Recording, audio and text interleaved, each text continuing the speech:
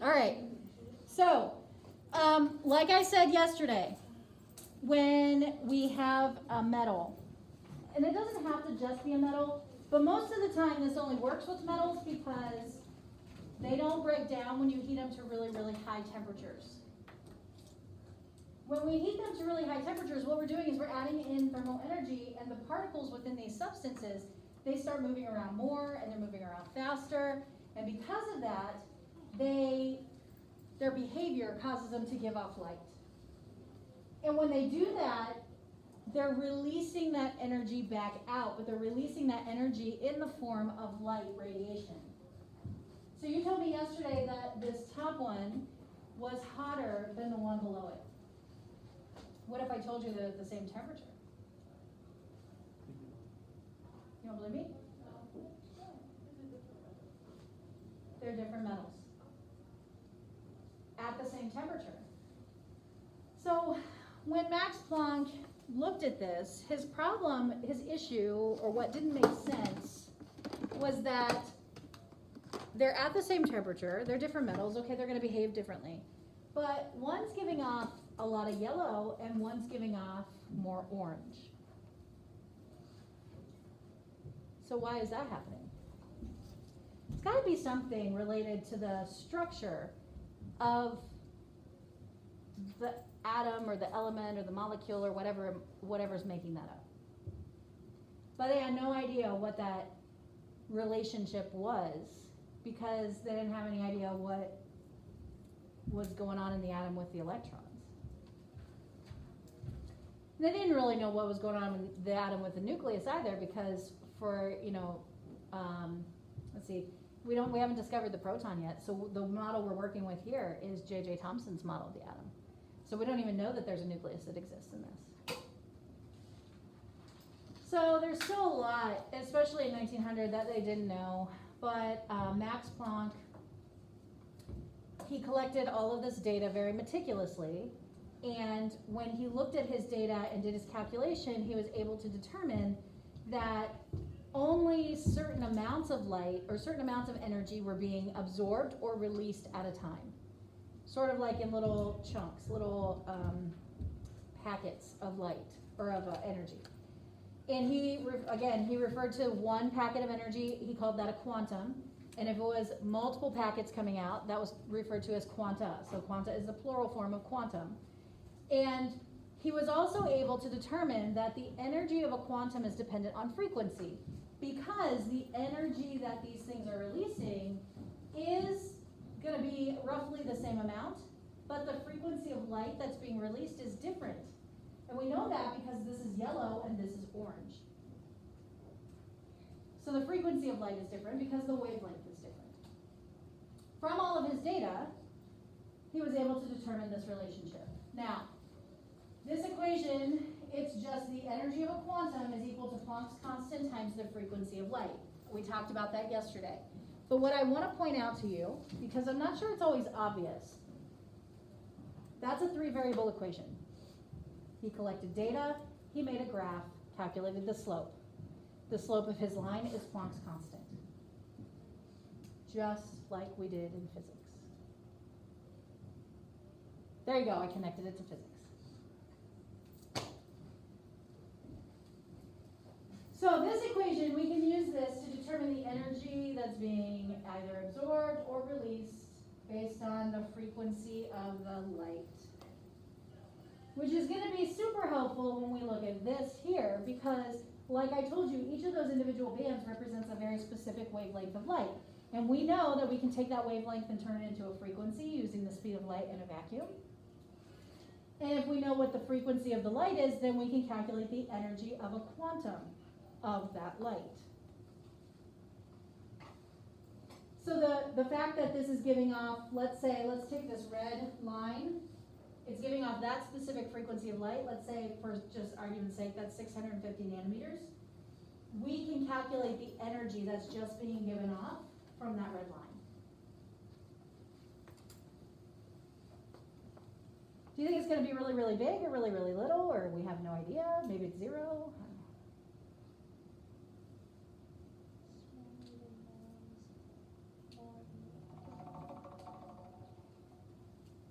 Well, you're going to get a chance to calculate it. Allie is excited. As excited as your sister was last period. She said about 10 minutes before, she's like, I'm leaving. Sure, when the bell rings. She's like, okay. So how are we gonna know, like, whether it's being absorbed or given off, if we can't see, like, a picture like that? That is a very good question. Does anybody know? I don't either. I'm just kidding. So, when the key is in these pictures here. When we have something that's hot, it gives off radiation. In this case, it's giving off radiation in the form of light. So we know it's being emitted. But here, we have a heat source behind something that's cooler, and energy always transfers from hot to cold. So this energy is going to pass through this cold gas, and it's going to absorb some of that thermal energy, or some of that radiation. And when it does that, we're going to be missing pieces. And that's what we know it's being absorbed. So it's dependent on temperature. Which connects it back to Max Planck's work, right? Okay. I see gears turning, but I feel like only one gear in the whole machine is turning. Yes? No? And it's turning and then it stops, like it gets stuck, and then it goes really fast and then it gets stuck again? Yeah? Okay. And this video, it's got me right here going like this, so that'll be fun to watch. All right. Moving on to the photoelectric effect. So this one will be on your test when we have it. All right. This is specifically listed in my standards. Yes. So are we gonna have to like memorize like every single thing like, on our test? Like there's gonna be that picture where I'm gonna say that's the capitoid. Oh no, that's not important. Okay. What's important about this is basically what's happening, being able to explain what's happening and why frequency is, like a minimum frequency is required, and being able to say that they're not touching each other so electricity can't flow, blah, blah, blah. Yes. Going over that again? Yeah. I'm going to go over it again. Should we do it, like when we explain it, should we do it like in steps? Or like how do we? Yeah, so that's another thing I should say in this class. It's really difficult because it depends, right? So are you like, do you like to list things in steps? Mm-hmm. Yeah, so I'm not like that. I would write it out in paragraphs. I don't care as long as the information's there. All right? Now I will specifically, in some cases, tell you I want you to write me, like it should be a mini essay, a couple paragraphs or something like that, but otherwise I don't care. As long as the information is there and you can explain it, that's what matters to me. So this is the photoelectric effect, and we have this glass, or this metal plate and this metal post. They're not touching, so electricity can't flow through them. They're in an evacuated glass bell jar, okay, or an evacuated glass envelope. That just means it's a glass dome over that, and there's nothing in there except for the metals. And this is the top view of it, so you can see that they're not touching each other. But electricity is going in to this whole setup, and when we've got a meter on one side and a battery on the other, and electricity can pass through as long as we close the circuit. So the really, really key idea here is that if we shine on there some light, like if we take it outside and white light is hitting that, nothing happens. Nothing happens. But if I take a very specific frequency of light above the minimum and I shine it on that plate, electricity gets conducted and the circuit is complete and it goes. So scientists couldn't explain that until Einstein came along and he said, well, light doesn't just act like a wave, okay? Light has what we refer to as wave-particle duality. It's got a split personality, basically. Sometimes it behaves as a wave and sometimes it behaves as a particle. But the key, it goes back to Max Planck and his energy of a quantum. So if I have a minimum frequency of light, and let's say that that's this 650 nanometers of light, if I have this very specific wavelength of light, and I shine it on this piece of metal, I'm giving the electrons in that piece of metal, I'm giving one of those electrons a packet of energy. That is based on the frequency using Max Planck's equation. And if it's enough energy, then the electron can jump from the metal plate. But it's got to go somewhere. So it jumps from the metal plate onto the metal post. There's nowhere else for it to go. There's nothing else in that glass jar.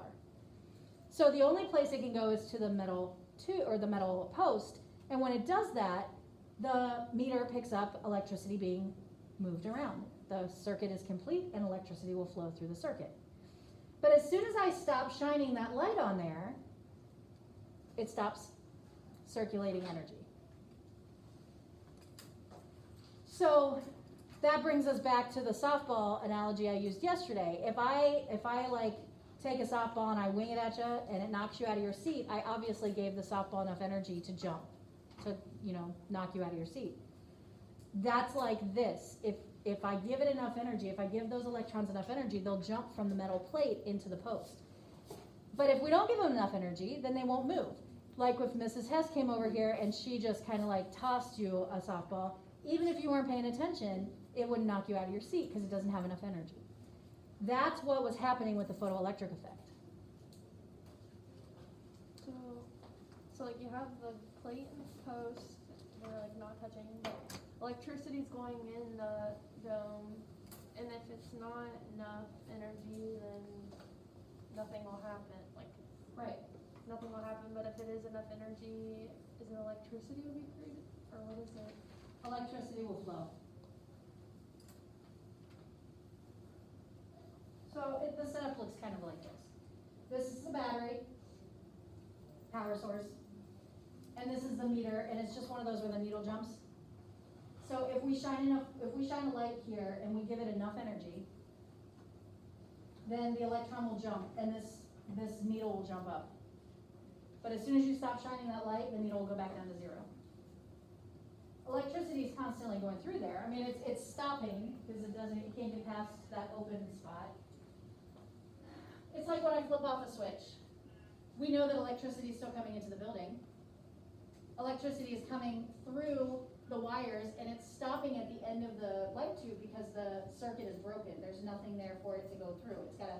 It's gotta have something that it can continue to pass through. But as soon as I flip this on, then it connects the wires and now it's made a complete loop and it can go forward again. So the circuit here is broken, but when the electrons jump from the plate to the post, that's completing the circuit. Yes? So they were just trying to control electricity? I'm not real sure why this was done, what the purpose of that was, but no one could explain why it happened. It's one of those things, like we know it happens, but we don't know why. So that was why Einstein was the first person to be able to say this is why it's happening. So Right. no light equals no electricity? Or not light? If there's not enough energy from the light, then you won't get any electricity to flow.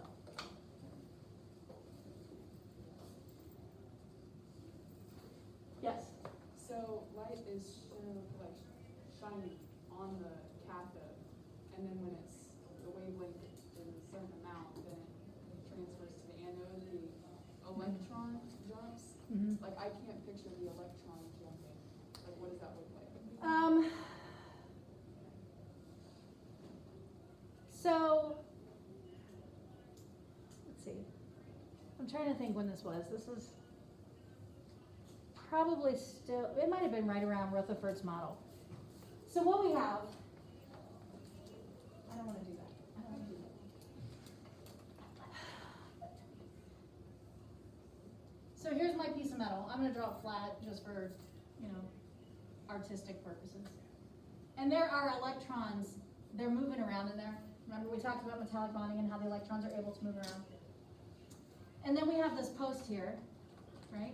And what happens is if we here's a light wave, if this light wave comes in here and hits that electron, it can transfer all of its quantum of energy to that electron. Now that electron has absorbed all that energy and it's really like hyper, ADHD to the max, okay? And it's not gonna be happy stuck in there. So what happens is it literally has enough energy, it just jumps. It just goes. It just goes. It just like pops right out of there and over onto the post. Do you remember that project we did? Yeah. That's how I did it. So like you're like looking at it, and you're listening to it. Because in some cases, it's not visible light. So how did they create that? Because they're measuring the current that's traveling through the circuit. Zach, did you have a question? Yeah, so once the power's taken away, does the electron jump back over? It just, So what happens is when you have a battery powering this, uh-huh. it's causing charges to move. So they're moving through this circuit. It's complete now. So they're cycling, and it's not, you don't have a hole because something came in behind it and filled it. Because this one jumps over here and then it travels back through the circuit. Okay? Here? So like is the electron moving over like basically like flipping a light switch? Yes. Cause like it's moving like a light, but it's like the flick basically. Yeah, because when There's the, no power, it's there, it's just the electron yeah. makes it start. So if that wave is carrying enough energy to cause the electron to jump, a light wave that doesn't have enough energy is just gonna kind of continue to move. It's not gonna be absorbed. The electron's gonna be like, nope, it's not enough. Just keep moving on. So there's, I mean, it's a complete absorption and a complete release. It's not partial. And So it's either a complete absorption and release or it's nothing. yeah, so think about it like this, like you guys are electrons, and Kara is all of a sudden out of control, and I'm like, Kara, get out. We kick the electron out. And the post is not my room, right? So the hallway, the office, Mrs. Cron's room, wherever. So we just kick that electron out, but then she's gonna come right back here tomorrow. We just continue that cycle. So we can't create or destroy matter, but we're also not having a buildup of electrons on something, because these electrons are cycling through the circuit. Yes. So when the energy that's like shown on the plate or whatever is enough, the waves are gonna be more compact? Yes, Okay. but it requires a very specific frequency, and every metal has a different minimum frequency. So we can, remember I told you yesterday that these are interchangeable. We can switch them out into different things. So the light that causes it to happen with this plate might not be enough energy for the next plate. So it's very specific for that metal, right? Okay, so I'm gonna move past this. I know it's still very cloudy in a lot of minds, and that's okay. Like I said, we're gonna go over this several times, because the more you hear it, the more likely it's gonna start making sense. And I can be completely honest with you, as I already always am. You need to hear it multiple times before it starts to make sense. And it might not make sense until if you go to college and you take a general chemistry class and you hear it again and you're like, oh my gosh, I don't know why I made that so difficult when I was in high school. It requires a level of brain maturity, and it's not that your brains are immature just because whatever. It's actually the growth of your brain. It requires a certain level of maturity. But if you don't hear it multiple times, you'll never get it. All right? So don't panic. I'm going to be very clear about what I want. I'm going to be very clear about what you have to know. Okay? So we're going to move on. And I just want to sum up. At this point in history, this is what we know. We know that we have Rutherford's model of the atom. So we have the nucleus in the center, and that's after all three of these have been published and they're out there. We have Rutherford's model of the atom, where we have a nucleus in the center that's positively charged, very dense, very tiny. And then we have the electrons outside of that. The nucleus contains the protons, but the electrons are not in the nucleus, and we don't know anything really about those electrons, but we also don't know about neutrons. All right, so that's where we're at with the model of the atom. And the next one is black body radiation. That's Max Planck's work. Max Planck was the one that had the heating up the different materials and looking at the amount of energy that's being given off by those different substances. So we know that that happens, and he's working in a different field of chemistry / physics, so it's connected to this, but they don't know it yet. And then we have atomic emission spectra and atomic absorption spectra, but we're going to focus on the emission. And that's going to be those bands of light when you split the light into pieces, just like you did with this carousel here. So we know that that happens, and we don't know why it happens, but that is also connected to this. They just don't know it yet. And we know about the photoelectric effect and Albert Einstein's realization that light can sometimes act like a particle. All right, so we have all three of these things in conjunction with Rutherford's model of the atom, and we don't know, the scientists at this time don't know how everything's connected yet, but they're going to start putting together the pieces, and that's going to sort of revolutionize what we believe about atomic structure. So let's go ahead and talk about light's dual nature. Dual is in two, double. I like to say light has a split personality because he said that light is a wave and a particle at one time. Light is a wave and a particle at one time. And the particle nature of light he refers to as a photon. So when we talk about a wave of light, we're talking about the squiggly thing. That's, the two squiggly things that are perpendicular to each other. That's what radiation looks like in wave form. But it can also be this packet or this chunk. And he calls that packet or chunk, he calls it a photon. Okay? So light can be a photon or it can be a wave. Photon or a wave. Now this is very uncomfortable for the scientific community because particles are particles and waves are waves. And Einstein says, but light's both. Split personality. And what he calculated. Now, Einstein's brain, I don't know how it worked. I'm not sure anybody really knows how it worked.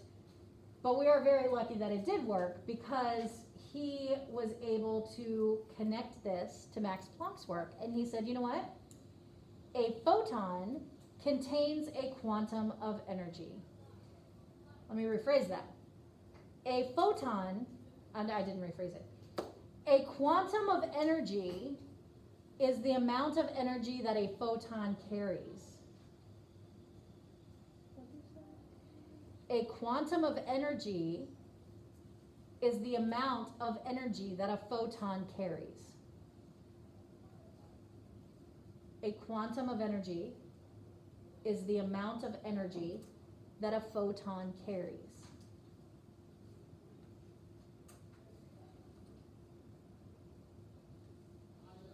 So, quick little mini energy lesson for those of you that didn't have me in physical science or don't remember physical science. Energy can come in a lot of different forms. There are two main types, potential and kinetic. Potential energy is energy that's stored and it can be converted into kinetic energy as the system changes. Kinetic energy is the energy of motion. So when objects are in motion, they have kinetic energy. The great thing for us is that photons are always in motion. So they have kinetic energy. And the amount of energy that they carry is a quantum.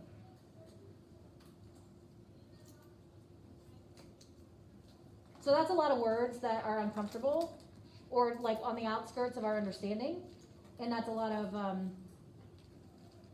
like magic fingers stuff, black box, whatever.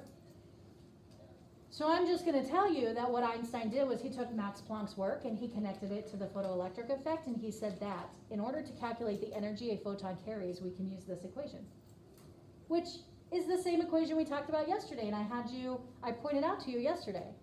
The energy that the photon carries depends on the frequency.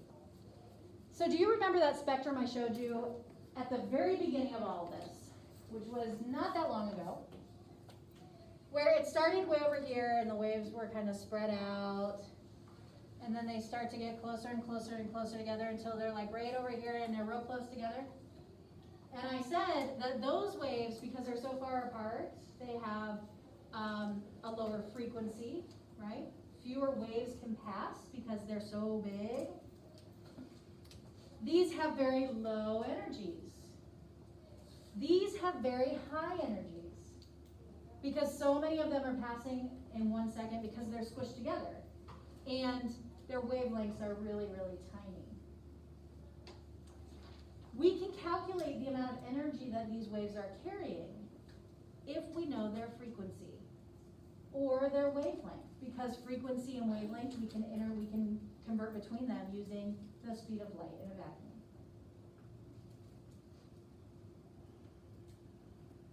So how do we feel about that?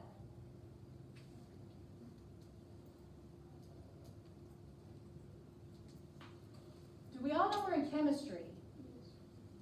Okay, Chase? Can you like break down the equation? The V thingy is like frequency. Okay, what's the H stand for again? Planck's constant. What is that? H is Planck's constant, and it is just the same value, 6.626 times 10 to the negative 34 joules times seconds. That's on the back of the second page. It's the first number in the first box listed on the back of the second page of your resource package. And it has the 8 line through it. Yes, it has the bar through it. Is this equation also in our packets that we need to highlight? It's the same one we talked about yesterday. If you want to get your resource packets out and look at it again, just to be sure, that's fine. Yes, Sierra? So is what you were saying is like if we don't have the frequency, but we have the wavelength, we could use that one equation, the speed of light in a vacuum, Yes. to find frequency with the wavelength, Yes. and then we would plug that frequency into that equation. Yes. Or you can use the second equation listed in that box with equations, which is the combination of these two. It is E equals H bar C over lambda. So if you're given the wavelength, you can put that in here and calculate the energy directly because H and C are constants. They're given to you in that top box. Okay, Amir? So, H was, Yep, Planck's constant. Yep. Taylor? Yes. Any other questions?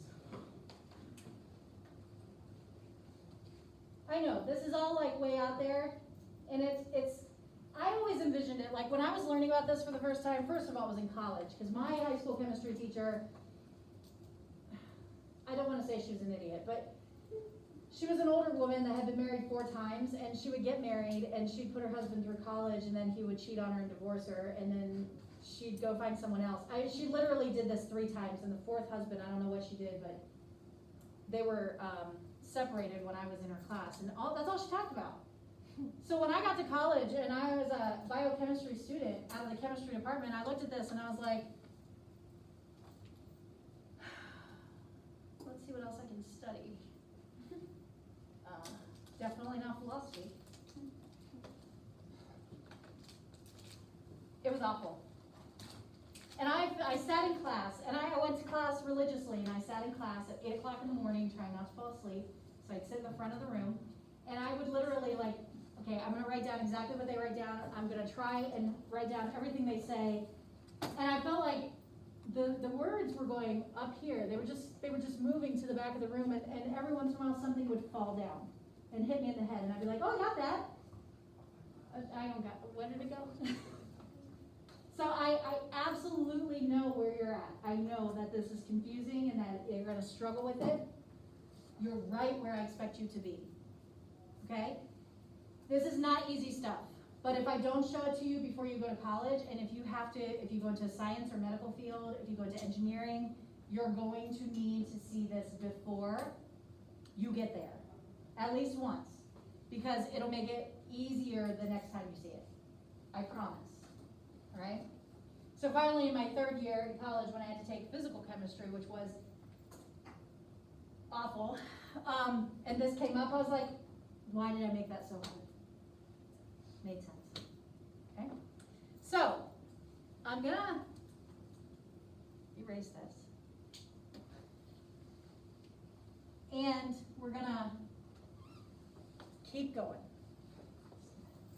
Just keep swimming. Okay. Mrs. Hess just found out today that Vector is my person on my little, what's it called? Your profile. Yes, my profile picture. And she texted me and she's like, I just realized your profile picture is Vector ... And that was all she said. Yeah. Fun stuff. Good times. All right. So let me read this mess to you, and then let's see if we can figure it out. Okay? Every object gets its color by reflecting a certain portion of incident light. Incident means incoming. Okay? The color is determined by the wavelength of the reflected photons, so the ones that bounce off, thus by their energy. Thus. That's a good word to use in a chemistry problem, isn't it? Okay. What is the energy of the photon from the violet portion of the sun's light if it has a frequency of 7.230 times 10 to the negative 14 inverse seconds? That's the same thing as hertz, okay, the same unit as hertz. If you want to get a calculator at this point, that would be a good time to get a calculator. If you don't have your resource packet out, I might suggest you get your resource packet out. And then I'll give you a minute to like read through that again, and then we'll get started with it.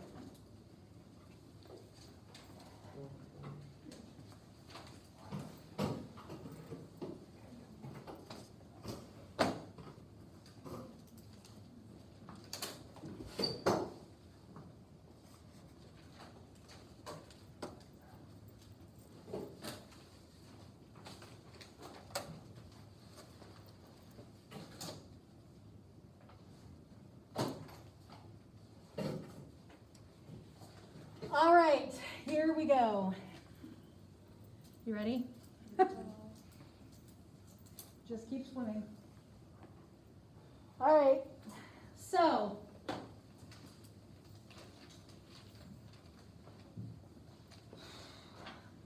the good news is that we don't have a lot of equations, like formulas that we use in chemistry, so you don't have a ton to pick from. What is the energy of the photon from the violet portion of the sun's light if it has a frequency of that mess? Okay, so I only have two variables listed here, and I'm looking for a relationship between energy and frequency. Well, we've only learned 2.5 equations this year, right? Because the other energy equation is really similar to it. So I hope you can pick out that we're gonna need to use this equation.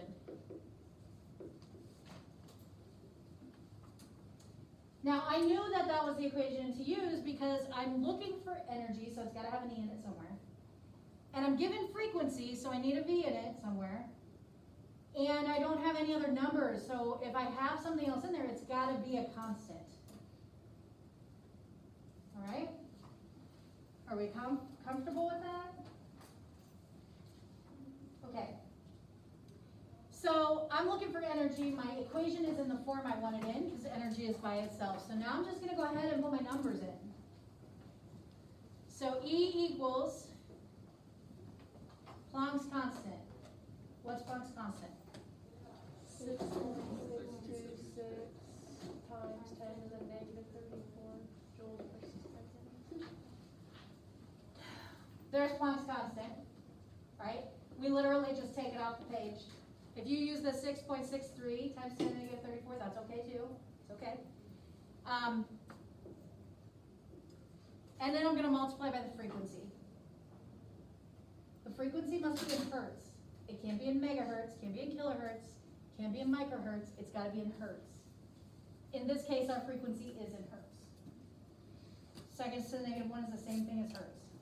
Is that what your question? Yeah. So let me just put that up there one more time. Just so we're aware. They're all equivalent. Okay?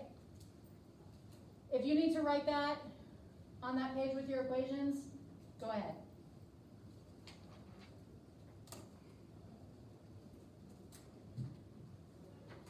So I'm gonna multiply by my frequency.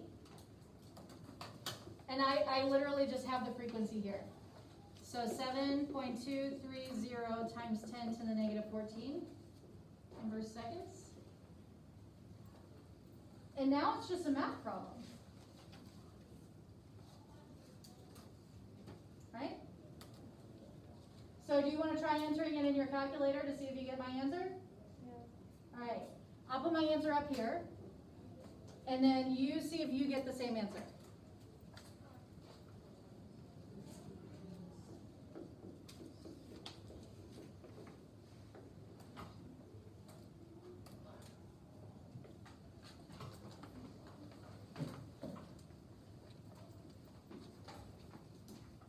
Yes, Tracy. How do you do this in the So for this one, you don't have to use second. So type in. Type in 6.62. No, that button you can use. That's gonna ask you.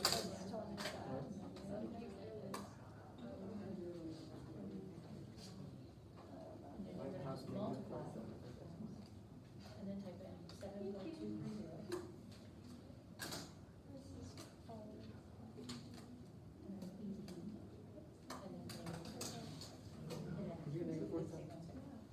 I got the same thing but a different exponent.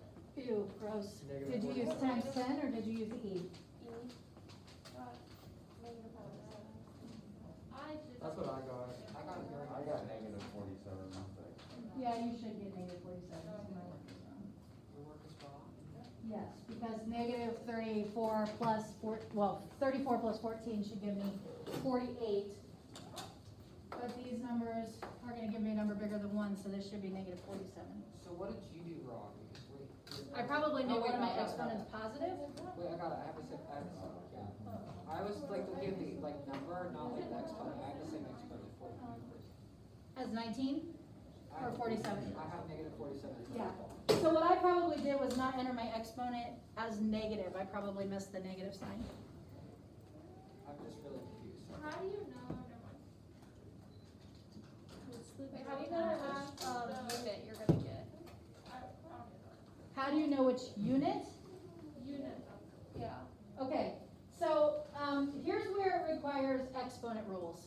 You've got to know your exponent rules. It's not just something we make you learn in math because we like to torture you. That's just a perk.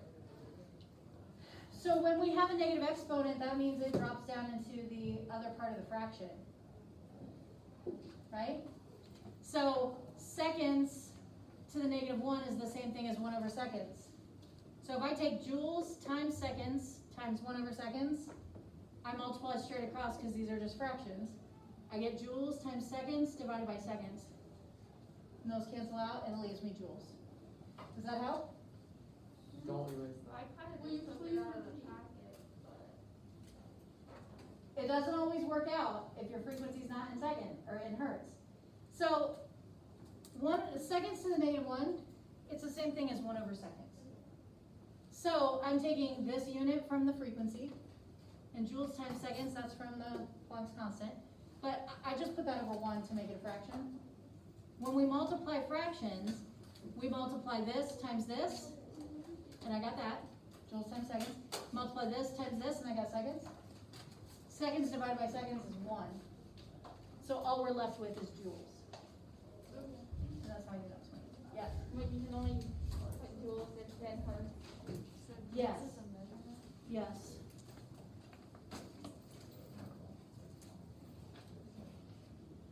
So joules is a unit. Joules is a unit of energy. Joules is a unit of energy. So how do we feel about that? Is it pretty straightforward aside from the numbers? Yeah. Okay. I think all the words on the slides make it more confusing than looking at the problem. I absolutely agree. I absolutely agree. But there's a reason why I give them to you in this form. Okay? Now, what time is this class over? In like a minute. I get Okay, so before you run out of here, I want you to get out the worksheet that has the table on it.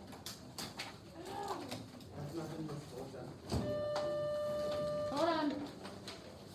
I want you to answer questions for tomorrow. I want you to answer, questions 1, 3, and 8. 1, 3, and 8. All three. All 3 of the cards of 8. 1, 3, and 8. 1, 3, and 8. Okay?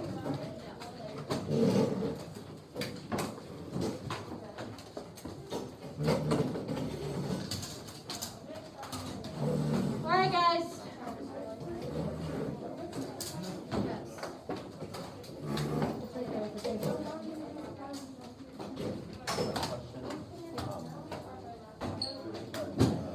This is my calculator, I'm bringing it. Yes, it is. Okay, what else? Nope. Just these. Yep. I have to take my test after this lunch, so I don't know if I'll be like. The AccuPlacer, right? Yep. Okay, I got you on my list. Thank you. When I come here, Maya. Yes, first period time. Yes, yes. Ag meeting. Okay.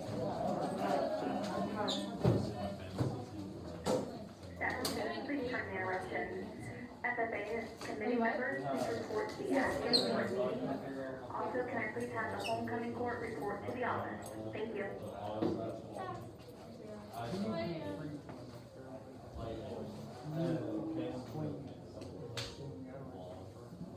Yes.